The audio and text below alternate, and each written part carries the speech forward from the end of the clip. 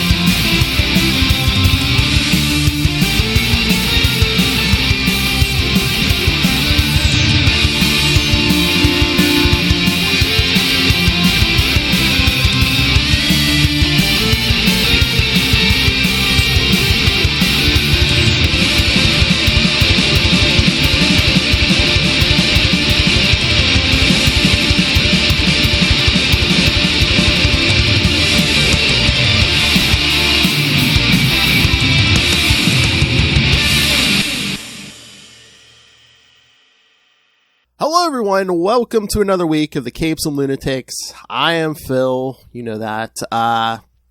Little Hellfire should be along eventually, but today we have a special guest, Mr. Charles Skaggs. You may know him as a podcaster, a writer, and another former member of the Southgate Media Group. Hello Charles, how are you? I'm doing great, Phil. Thanks for having me here. I wanted to talk to you today because you have a new story out in the new issue, DC's Terrors Through Time, that came out this week. So, all right. So, tell me, how did this come about? How did you get a story in this? Well, actually, my former editor, when I do, just gonna give a little background. Once upon a time, I did some Generator Rex comic book stories for DC Comics Cartoon Network Action Pack comic. It's late lamented comic. And the editor of those stories, Michael McAllister, I've known him for years, and he reached out to me back in March of this year, and he asked me to kind of pitch 4 ideas, and he wanted to know, would I be interested in doing the Halloween special, or the Valentine's Day special, or the Christmas special for this year. And obviously, being a horror buff, I went right to Halloween because that's the coolest, right? Oh, yeah. So that's what I wanted. So he's like, okay, well, send me 4 paragraph ideas featuring, 4 ideas of 1 paragraph in length of story ideas. And then we'll see if we like any of those and if that fits with our plans for the anthology. So I was like, okay, come up with ideas, and I came up with 4 pitches for Doom Patrol, John Constantine, Nightwing, and Superman, because obviously I'm a Titans buff, right? Yeah. And so I pitched those, and about a week later, Michael comes back and says, well, okay, how about, I like the John Constantine one. So how about we go with that, but how about you add Zatanna into the mix? So I was like, okay. So I come up with a full story idea called The Tower. And keep in mind, this is only supposed to be like a 10-page script as part of this anthology, because it's like there's 8 stories in this anthology of 80 pages. Yeah. So I come up with a story called The Tower, and then Michael comes back and says, well, actually, it looks like we want to go a different, based off of the stories that we've gotten in, we kind of want to go a different route. And so we came up with this idea, DC's Terrors Through Time. And he goes, well, how would you feel about writing the Justice Society of America instead? Do you think you can handle that? And I said, oh yeah, I can handle that. So this is about a month later after the initial pitches. And I write the script, send it in. Michael, thankfully, he thought it was a home run right off the bat, so I didn't have to do any major revisions. So he's like, I love the script, and sends it off to the artist, who turns out to be none other than the legendary Tom Mandrake. Oh, yeah. As in Batman, the Spectre, and Firestorm, among others. And so, later he tells me that Tom Mandrake's drawing this after I've submitted the story. And I'm, thinking, well, I'm a big Justice Society fan, and I was also a fan of his run on the Spectre. So, damn it, I wish I would have included the Spectre as part of the team so that Tom Mandrake could draw the Spectre again. How cool would that have been, right? Mm-hmm. Oh, yeah. So I did that, and I decided, to come up with, a team of 6, because it's only a 10-page story. So unfortunately, it wouldn't have been realistic to use the entire Justice Society of America in 10 pages. Oh, yeah. So I narrowed down the team to 6. Now, Michael thought that because of the Black Adam movie coming out, that it would have been a good idea to include Dr. Fate, Hawkman, and the Atom, even though Atom Smash was featured in the Black Adam movie, right? Mm. So he says, okay, well, if you can, work those characters in, but then, whatever other characters you want to use. And so I came up with, in addition to those characters, I came up with using the Flash because, well, hey, I'm a huge Flash fan. Yes. And I wanted to have at least one woman on the team. And so your choices are really boiled down to either the Golden Age Wonder Woman or the Golden Age Black Canary. So I went with Black Canary. And then I also wanted Dr. Midnight, who, as far as I'm concerned, is essentially the Batman of the Justice Society of America. And because he looks so damn cool. Oh, yeah. And I wanted him in there as well. And so we had the characters, wrote the script, and thankfully they liked it and sent it off to Tom Mandrake. So when did you send the script, and did you have to keep this under wraps for a while? Oh, yeah. I wasn't able to tell anybody. Even when they finally announced this special, because they didn't announce, they had the solicitations, but I wasn't allowed to tell about who was in the issue, what the story was about, until very recently. So that was a little frustrating because hey, I finally got a story in, a major DC Universe project, and I can't really talk about what that project is yet. So it's a little, but I understood because, hey, I know how to play the game. And so I was cool with that. But when I was finally able to talk about it, it was ecstatic for me. Because I was such a fan of the JSA. I love these characters ever since back in the 80s when I read All-Star Squadron. And I've been a fan of them through Infinity Incorporated, their own Justice Society comics, and the Jeff Johns run of JSA and whatnot. So it was a lot of fun to write these characters. Yeah, it's a great story, and I'd be very if you want to slip me that Nightwing proposal later, I'd love to see what you had in mind there. But well, I'm hoping I could do something with it someday. Fingers crossed. So I don't want to share it because in case I get to use it, because I came up with a character I kind of want to play with if I ever get the chance again. Oh, a new character or someone? A new character. Oh, yeah. Nice. A new villain for Nightwing. I mean, there's always annuals or specials. I mean, they have he has a 100th issue coming up. Fingers crossed, yeah. Because I would love to write Nightwing someday. Oh, what are we all? All right. All right. I had to bring this up. Of course. So, that and, okay, in your JSA story, why the University of Pennsylvania? Well, actually, that was an interesting, because I found out when I was doing my research for this story, that they had this Sphinx exhibit. And that's an actual thing, an actual exhibit that was that because I wanted a museum because, for one, Hawkman, right? Mm-hmm. And so I thought, well, okay, let's set it here, because I was looking for a cool look, which museum do I want to put it in?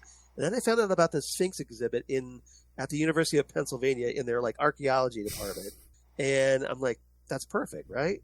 So I went with that, and then I just had fun taking it from there and doing my own little pseudo Hellboy vibe with this story a little bit. Oh yeah, did you have to do with a little nods to Raiders of the Lost Ark thrown in for good measure? Always good.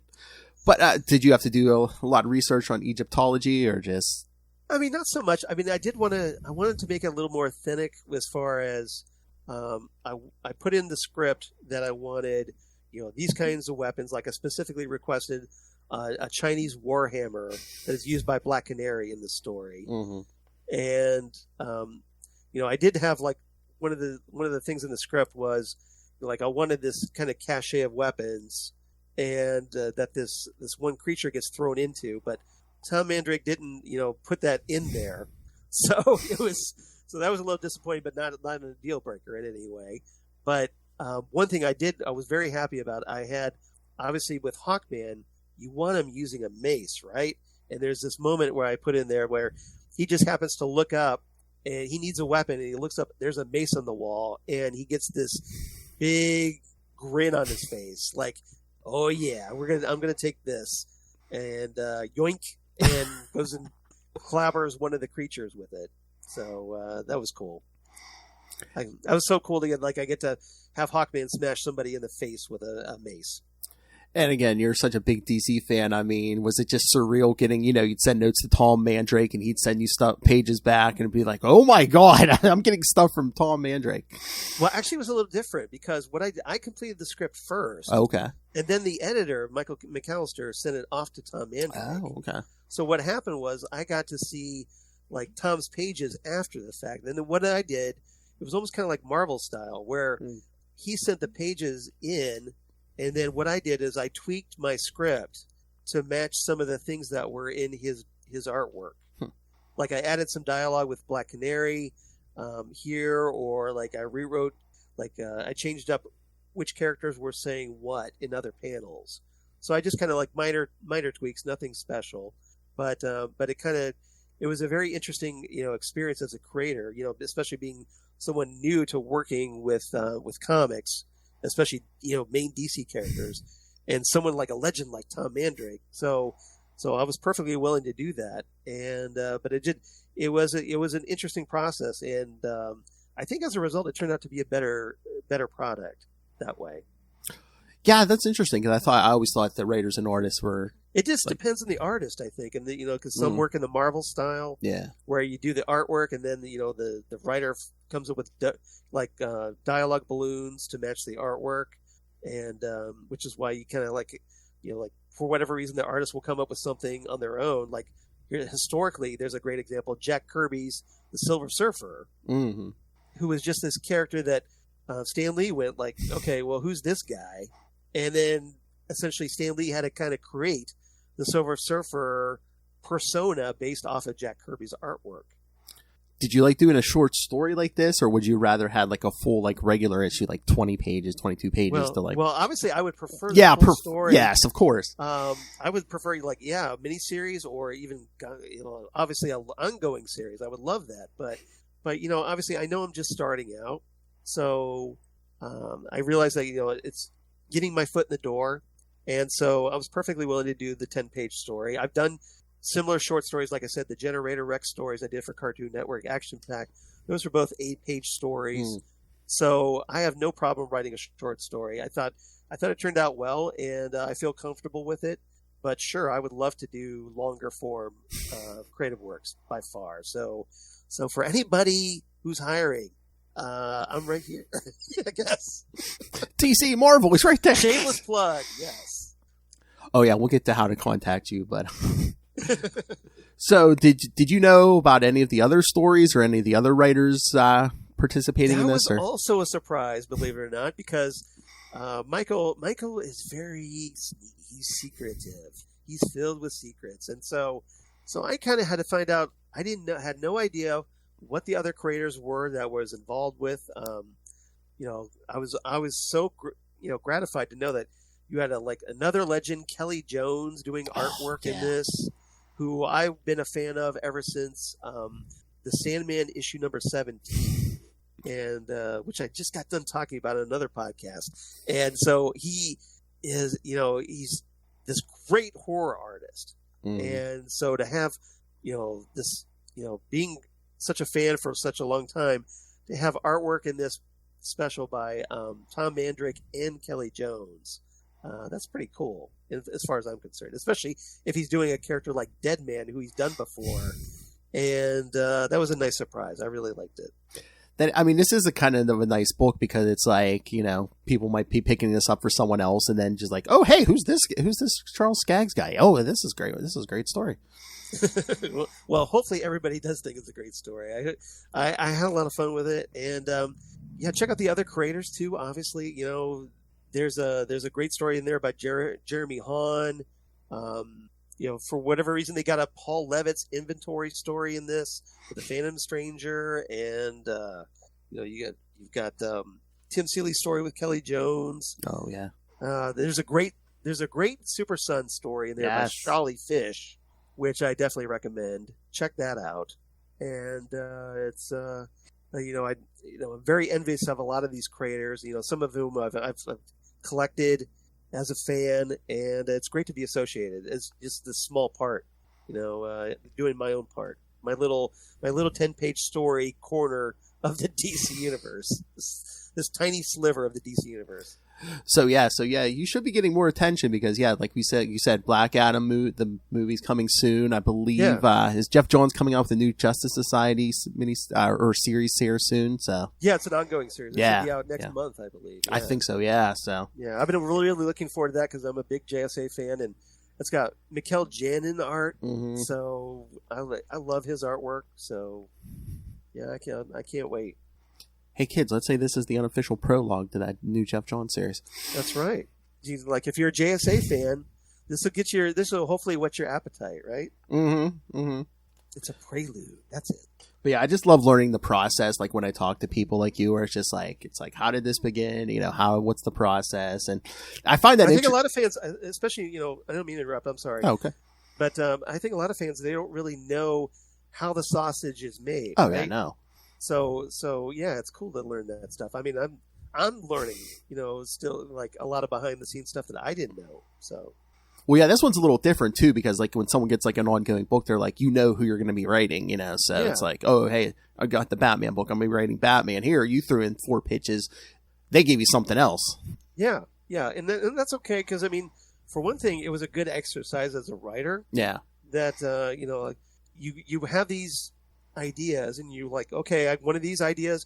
Well, then I think it shows DC how adaptable you are to changing conditions and whether you're up for those kinds of, you know, shifting circumstances. So if you can come back and you can show them how adaptable you are, how easy you are to work with, even when, you know, these unexpected developments come up, I think they're going to respond highly and hopefully they give you more work as a result because they see you as someone that's willing to work with them on their terms. And that's, you know, when you're doing corporate comics. Oh, yeah.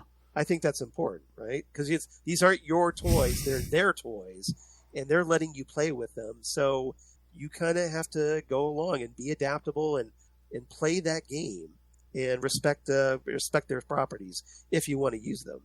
Oh yeah, definitely. So I mean, you've read these comics enough. You know that how the characters act. But were there any like notes of even before you started where it's like, yeah, you can't have them do this or you know? No, thankfully there wasn't. I know that sometimes, you know, especially with corporate comics, you know, that depends on the editor that they don't, you know, they want to keep that tight control over a character or certain things you can't do. Now, obviously, you know, you don't want to have the Justice Society going around murdering people. Yeah, exactly. Because that's just like, you don't want to see that as a fan, right? So, you know, this just common sense stuff, I think, would tell you, okay, maybe I shouldn't do this with this character. Now, if you do have a question, that's what the editor is for. And you can always ask that editor, hey, is this allowed? I had this idea. What do you think? Do you think DC would approve of me doing this with this character? And you run it by the editor because that's their job. And, you know, they'll tell you yes or no. And if it's no, then you just go along with it because, again, it's not yours, it's theirs. So, so you just kind of have to bite the bullet. But if, you know, sometimes you may get lucky and you may get like, hey, we could try something different with this character and come up with something pretty special as a result. It's a crapshoot, I guess. You roll the dice, see what comes up. Sometimes you get boxcars, sometimes you get sevens. You know, who knows? I mean, I guess with a story like this, it's like it's a one shot, it's a one and done. So you're really not going to be trying to reinvent the wheel with any of these characters. So. No, especially not in a 10-page story. Yeah, it's kind of hard to really, come up with anything earth-shattering in a 10-page story. Although, I'm not saying it can't be done. But when you're doing a Halloween anthology with other creators and something that is essentially almost like an all-ages comic, you don't want to put... I don't think you're going to, it's going to be very hard for you, to, like you said, to reinvent the wheel. Mm-hmm. Oh, yeah. Because, I mean, I'm sure... I don't know if they ever said this, but it's this like kind of there. It's almost like a showcase where it's like, oh, hey, have you ever read this character? If not, here's this little sampling of what you'll get with like the Justice Society. Right, and they get a pretty good assortment in this one. Oh yeah, because there's been some that have been great, some not so great over the years. These anthologies, but this one, you got the JSA, you got the Phantom Stranger, the Super Sons, Swamp Thing. Dead Man, so there's got to be something in there, at least for a lot of fans. And if nothing else, maybe it'll expose you, like you said, to other characters maybe you weren't really into before.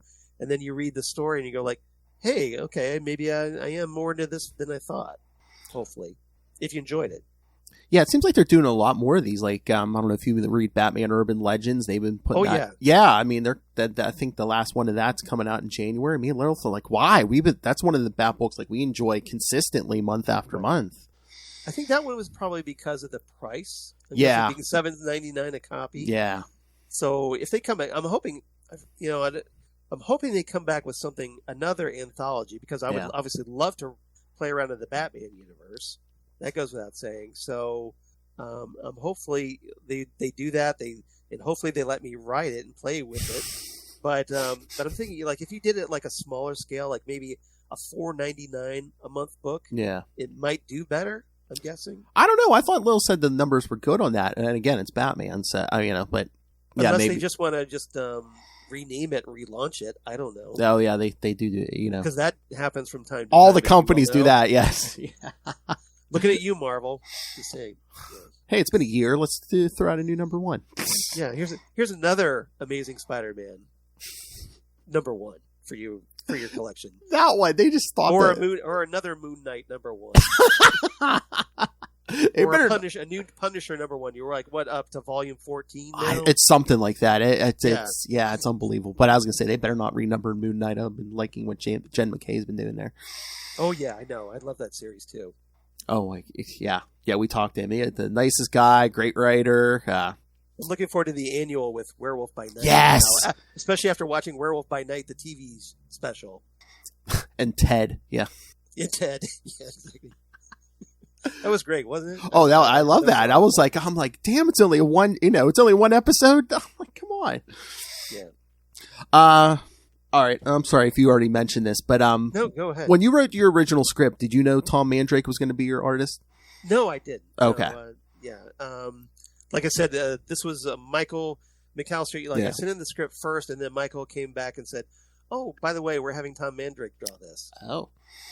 And I thought, that's cool, right? Even for someone who's just, getting his first DCU story in the door, to have a legend, comics legend like Tom Mandrake. Someone who's a work I'd admired ever since his Batman run. That was a big thrill, and I was very happy. And I thought Tom did a great job on it. Yeah, I just know some writers have said like sometimes they tailor some of their stuff to their artists. Yeah. Would you have done anything differently if you had known it was Tom Mandrake? Well, like I said, I would have probably had the Spectre in that story. Just even if it was just like for a panel or something at the beginning. Yeah. Because with the Spectre, the problem is, the Spectre is so powerful as a character. And you've already got Dr. Fate in there. Mm-hmm. So, essentially, like with Dr. Fate and the Spectre, that story should be over in like a page. Yeah. Because they're so powerful. So, but I would have at least worked him in somehow, because just, I was such a fan of Tom Mandrake's The Spectre run. And, it would have been great to just to have him draw that character one more time. With my story would have been just, a geek. It's like just this comic geek thing. You just would have like geek overload, I guess, on it. Yeah, the Spectre is kind of powerful, because I've mentioned that before. I'm like, a lot of these crises that ends with, just like the hero's asking the Spectre to help. He's like, no. Then at the end, it's just like, okay, I'll help, or. Yeah.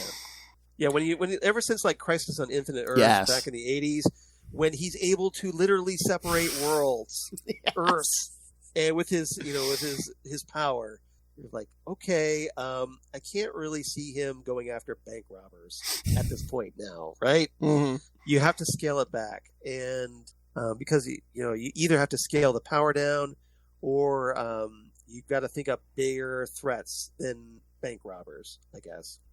Yeah. Be more creative.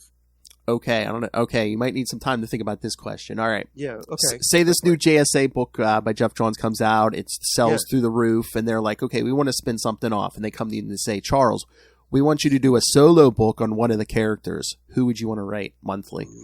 I know, Well, I know you're probably leaning towards Jake Garrick, but Jake Garrick would obviously be one. I mean, Yeah. I actually have a title I would love to use: The Flash, the Crimson Comet. oh, nice. Isn't that a great title? Yes. Nobody's ever done that yet. No. And Jake Garrick still hasn't had his own miniseries, so that would be my first, attempt. But I would love the Flash. Jay as a character is someone who I would love to write, whether he's the modern day older version or if he's back in the 40s younger version. Either way, it's still the great character. One of the foundations of the Justice Society of America. So he would be one I would love to write. Dr. Midnight I would love to write. Oh, yeah. Just because I think he's just so cool visually. And I think he's just a character that's ripe with potential. You don't really know a lot about Dr. Midnight. Yeah. Whether it's either the Dr. Charles McNider version or Beth Chapel version that's currently seen on Stargirl, the TV series that was from Infinity Incorporated, or Dr. Peter Cross, who is a cool character that no matter the one, you don't really know.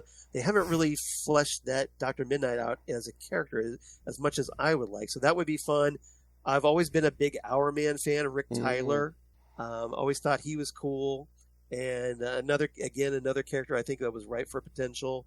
Or I got a lot of response, thankfully, a lot of appreciation for the return of Dinah Drake, Yes. the Golden Age Black Canary in the story. I got a lot of great response from Black Canary fans already, going, thank you so much for bringing this character back, because we haven't seen her in forever. And I wrote back and I said, I was just glad that DC let me use her. And I was very happy, and I just hope I wrote her well enough as a character. So I would love. I would be more than happy to explore her as well, because I think we know a lot about Dinah Lance. Yeah. But we don't really know much about Dinah Drake, and I think there's potential there as well. So those would be the first four I would go after. Although I'd be open to writing anybody. Oh, I'm sure. So because I love all those characters so damn much. I mean, there's Who would you like to see? I mean, I don't know. You got me with that Crimson Comet thing. Black Canary. Isn't that a great title? For a series? Yes. And I was, when you said that, it It's just right hit there, man. and it just hit me. I'm like, has Jay had his own book since like the 40s? No. Which is a crime. I know. It's an absolute crime. Such a great character. Yes. It's right for a spinoff. So I'm right here. Yes. Let me pitch it. There's so many books they need to reboot in 2023 to get this man the right. I mean, we don't have a Green Arrow book right now. We don't have a Green Lantern book right now. Right.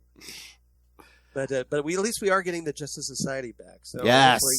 And now that with Dark Crisis coming to an end, I'm hopeful. They're going to be getting a new Superman series here in February.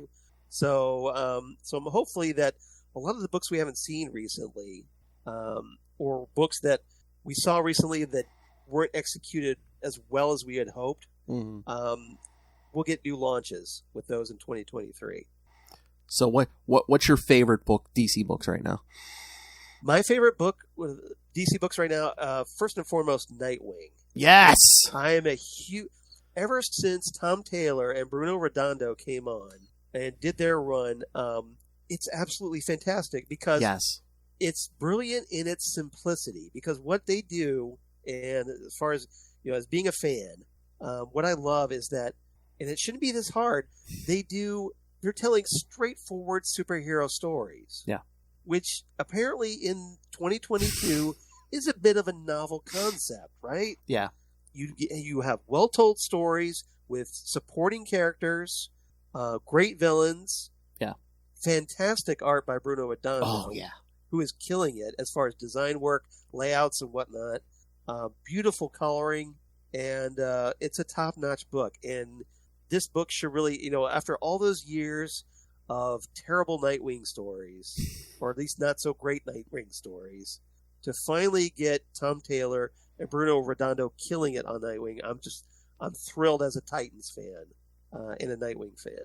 Oh yeah, I mean, I would love to talk to either one or both of them and just but about also I'm digging Human Target by Tom King. Yes, and yes. Greg Smallwood, which is just if you love old detective stories or that just those kind of like femme fatale stories, and if you're a fan of the Justice League International, yes, you should be loving this book. It's exquisite.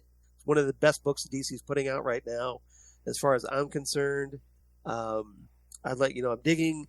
I'm enjoying The Flash by Jeremy Adams. Yes. That's been a lot of fun. It's great to have Wally West back as the Flash. I'm a little biased in that regard, but I love Barry Allen. Don't get me wrong. Yeah. I love Barry Allen a lot, but Wally was, my Flash. Mm-hmm. So I'm very happy to have him back. Oh yeah, that's been a lot of fun as well. So there's 3 right there. Oh yeah. Yeah, again, I mean, the Tom King, I think he's hit his stride with like taking some of these, like, I don't know if I want to say lesser known characters, but like guys who underdeveloped, lesser known. Yeah, who maybe don't get their monthly book. The B and C-list characters, but there's that potential there. And like he started it, like especially with Mr. Miracle, yes, which I love that series. And then with what else? Adam Strange. Adam Strange, yes, thank you. Yes. Strange Adventures. Yeah, that was what I was trying to think of. So it's been, and I'm looking forward to Danger Street, bringing back characters from first issue special, and I can't wait to see what comes of that series. That's gonna be cool. Yeah, I mean, they keep teasing on all this new, like stuff's gonna change in January after Dark Crisis. I can't wait to see what we get. Do you ever think we'll go back to like, I don't know, completely, but are we gonna get could we ever get like a lot of pre-crisis stuff back?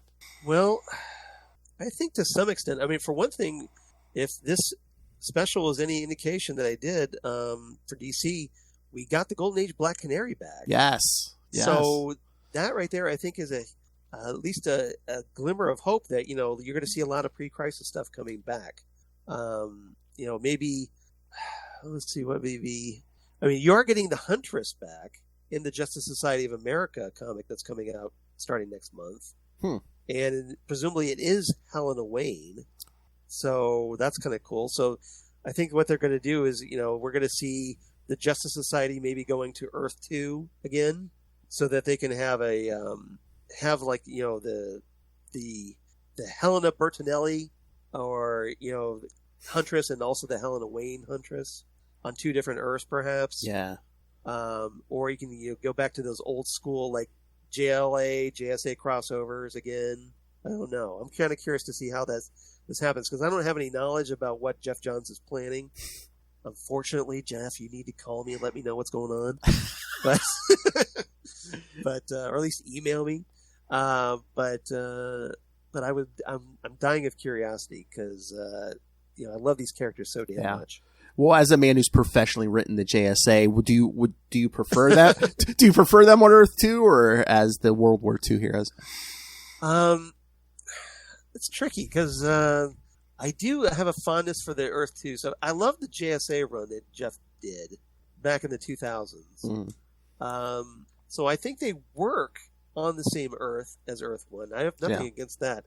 But I know that there's I think they want to play up the multiverse concept now that they're bringing all the Earths back. Yeah.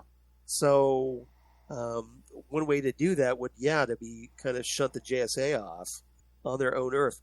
But I don't know how fast they're going to do that because we don't have a Justice League book.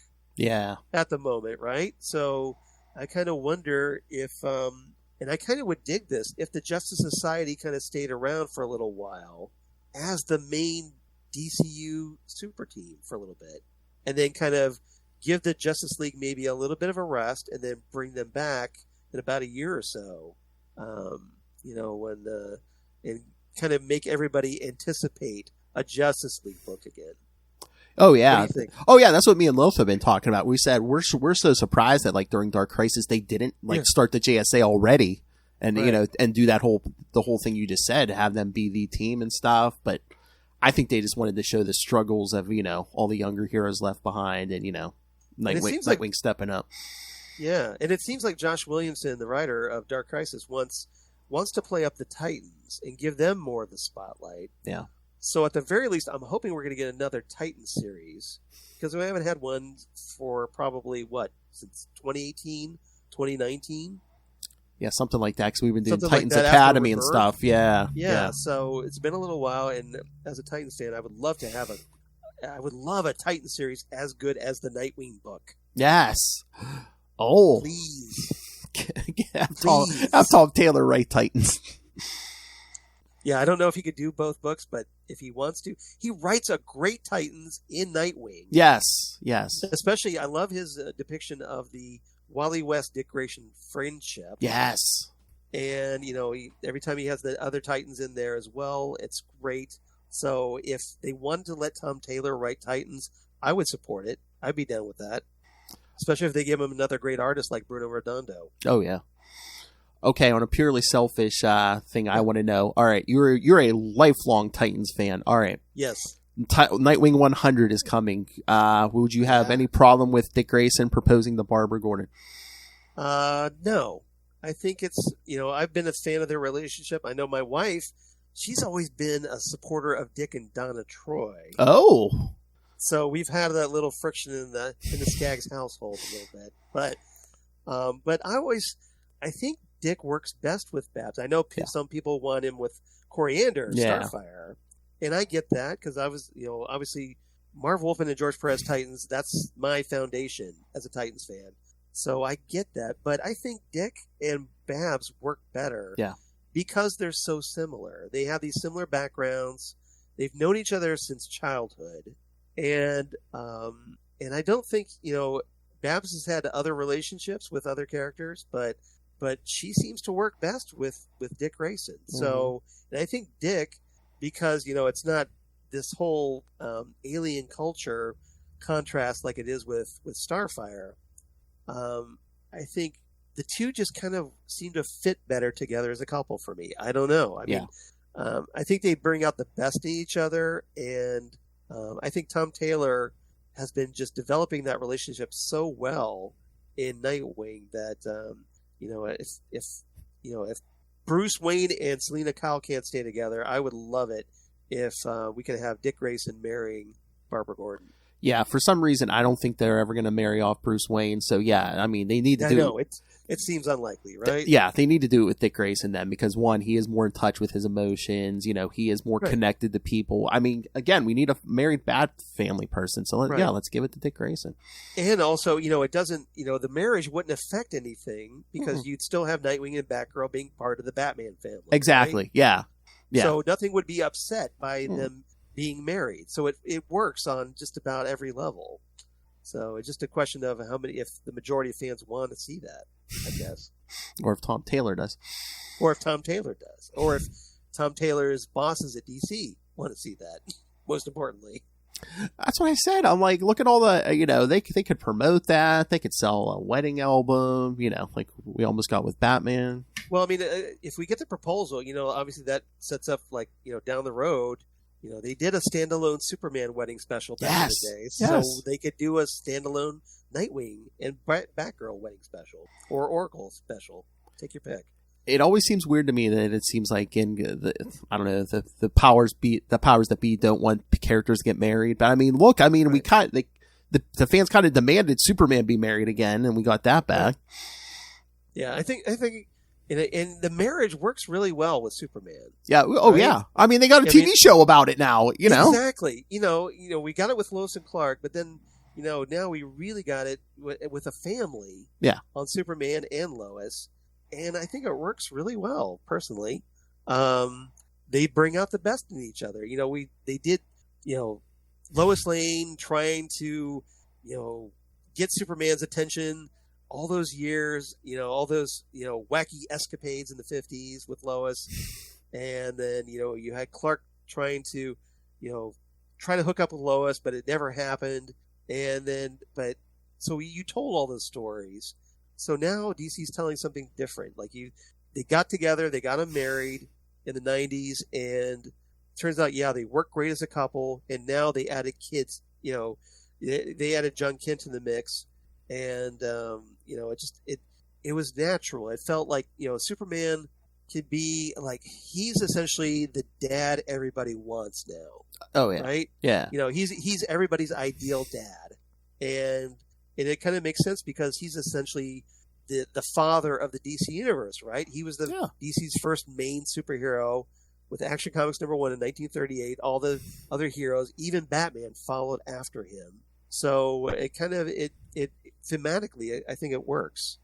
And again, it's like, it's always Lois and Clark. I mean, they kind of played with the Wonder Woman thing in New 52, but it's always... Or you throw in Lana Lang. Yeah. Try to complicate things, but it's kind of... It was fun for like a fling, but nobody was ever going to, buy Superman and Wonder Woman as a couple, right? Yeah. Not compared to Lois. Oh, because no. Lois was always destined to be the love of Superman's life. I mean, Jerry Siegel created Lois Lane based off of his wife, Joanne. Yeah. So it's right there. It's right in the foundation of those two characters. Yeah, because with all these other characters like Batman, you could say, oh, it's Catwoman, it's Talia, it's whoever, but it was Superman. You know who it's going to be. Yeah, and I think it's been good for Lois because without those wacky romantic escapades stories, you're able to kind of focus more on her doing her thing as a journalist and being DC's preeminent journalist, kind of like the DC's version of Ben Urich, perhaps. Yes. And that makes her a cool character. I mean, we did get that, what was it, like 12 issue, that Lois Lane series a few years ago. Was it Greg Rucka? That yeah. I thought that was fantastic. By Greg Rucka? Yeah. That was solid. I love that series. I would love to see more of that. Oh, yeah. That's what me and Lilith were always saying. Yeah, because I think there was only planned for 12, but we're like, give us more of that. Yeah, it was only planned for 12. But I thought I would love to have seen more. So I don't know what Rucka's doing these days, but I would love to see more. Let me think. Oh, okay. Green Lanterns. What are your thoughts on the Green Lantern section of things? Well, let's see. I love the fact that John's getting more attention. Yes. Jon Stewart, and especially with the TV series. But I'm waiting for the TV series to give us more info. I have no idea what's going on with that. And so I kind of wonder if DC is also kind of in limbo a little bit because they want a comic that would tie in with that TV series. Yeah. So I don't know. I think, I don't know. I enjoy Hal Jordan stories, but I think, with Wally being the Flash these days, and I think it would be kind of interesting to kind of get away from Hal for a little while. I know that there's a lot of Hal fans out there, so I don't want to discourage you. I'm right there with you. I get it, but I like John getting the spotlight more. Yes. I would like to see Kyle Rayner getting the spotlight. Yes, because I'm a big Kyle Rayner fan. Me too. So that's another character I would love to get my hands on one of these days. But yeah, I would like to see more. And and Jessica Cruz has been a great addition, I think, to the mythos. I'd like to see more of her, and I want to see something. I want to see a big, bold Green Lantern series again, like back when Jeff Johns was writing the book. Yeah. And we keep going back to Jeff Johns, but one of his greatest runs, I think, was the Green Lantern comic that he did, and he really brought new life in that character. And I would love a writer to do that with Jon Stewart. I would love a writer to do that with Kyle Rayner and others. And so I think the potential is there. So it's just a matter of finding the right creative person for the job and the right creative team to do that. So we're kind of, if it feels like I say, like, I'm talking in circles like we're in limbo, I kind of think we are in limbo with Green Lantern. Oh, yeah. Yeah, I agree with you there. But so to do a story like that, like you're talking about, do they need to focus on one lantern at a time? I mean, there's always like the, like even like this last series by Jeffrey Thorne, like there's always like a, you want to like bring in as many lanterns as you can, but so do they need to like pare down and maybe only focus on one or two at a time? I would think, because one of the series I liked a lot was the the Green Lantern Corps that spun out of Hal's original Green Lantern series. Yes. Because it had a select group of Green Lanterns, and as a result of not having like 3,600 Green Lanterns, and paring it down to like 6, you got to know them as characters. Mm-hmm. And, even you got to know Kilowog, you got to know Salak, you got to know Erasia.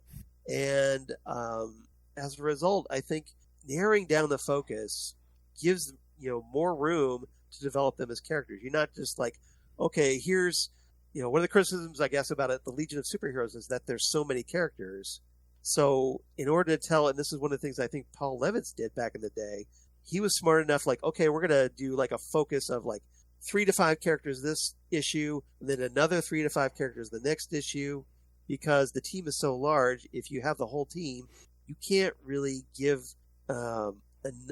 characters enough attention. So you got to pare it down. You've got to realize that you've only got like 22 to 24 pages a month, so you gotta limit your scope to tell a better story. Otherwise, you're just throwing in a mob of characters, and as a result, none of them are being served like they should be.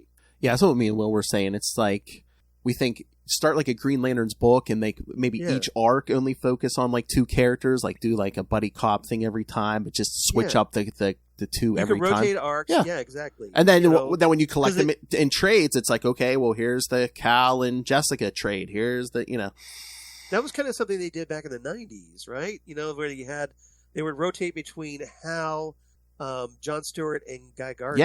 Yeah. So, rotating arcs, I think, is a great format for Green Lantern. And you could always tie the arcs into each other, so that if you had a reader that, like, well, I love the Hal arc, but I'm not as big of a fan of John or Guy or whomever, you want them to keep reading, so you maybe lay little subplots that get picked up in the next arc. Mm-hmm. With some other Green Lantern character, or Kyle perhaps. I would like to see, a Hal.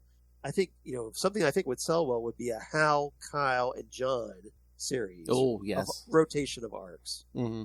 And maybe occasionally you throw in like a Jessica Cruz to mix it up a little bit. And I think that would be a cool series. Oh yeah, we're still praying over here that we get a Green Lantern series in the new year. That's what I said. I wonder if they're going to start off with like, if we do get a new multiverse or some version of a new multiverse, if we're going to get a bunch of like, I don't know, I want to say year 1, arcs or whatever in January in these new number 1s or. Yeah, I don't know. I mean, the question is whether DC is going to relaunch again coming out of Dark Crisis. I don't think they are. Yeah, not like a complete reboot, but maybe just like a soft reboot. Yeah, like when they did. Was it after Rebirth? They kind of relaunched a couple of years into Rebirth, but it was a soft relaunch, something like that, perhaps, where you give all the books a great new starting point, but continue the numbering, because I think you've proven by now that like you're only going to get that sales bump by relaunching a new number 1 for like a month, the first issue, and then by issue number 2, the sales are right back to where they were before the relaunch, right?